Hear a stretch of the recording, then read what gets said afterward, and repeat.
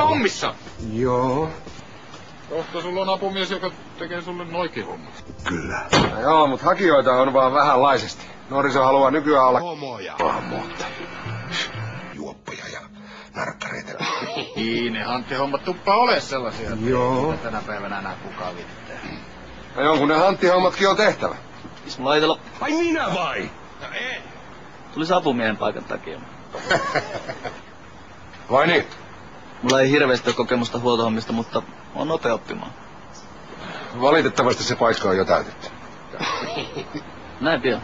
Kyllä. No, eikä voi sitten mitään. Hyvää päivää jatkoa. Sitä samaa. Kaiken näköisiä maahanmuuttajia.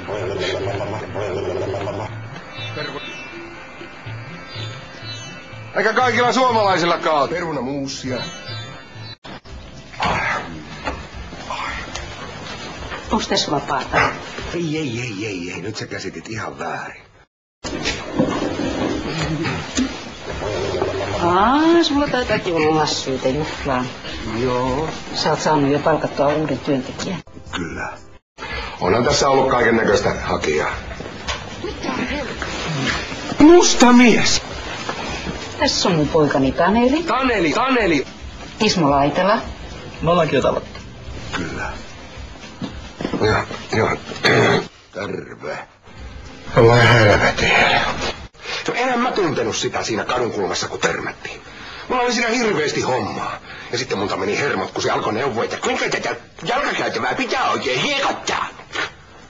Ja sitten mä menen jakamaan näitä talkkarikaakeleita. Juon vasta sitten, että Taneli... No tämähän on Ossan mies.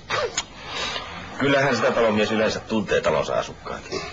Minusta on kumminkin hyvä, että Paulan mies tuli kotiin. Turpa kiinni nyt! Sinäkin irti näppis varatuista naisista. Varsinkin semmosista kuin tää Paula. No kai sitä nyt verran saa olla.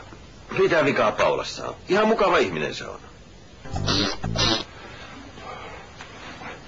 Mitähän mieltä tää Osteri Ossi siitä mun ja Taneli ystävyydestä? Ollaanhan me Sepon kanssa sinun ystäviäsi. Turpa kiinni. Mihin sä nyt semmoista hempukkaa tarvit kuin tää Paula? Arvaa! Se on parempi, että sä kuule jätät vaan nää sieviset ihan omiin oloihinsa. No ei. Et vaan polta näppiäs naapurin nuotiossa. En ikinä. Älä tosta kullasta välitä. Se on tommonen mehumainoten mielipiteittensä kanssa. Niinpä tietysti. Mutta tässä asiassa se taitaa olla melkoinen sonne.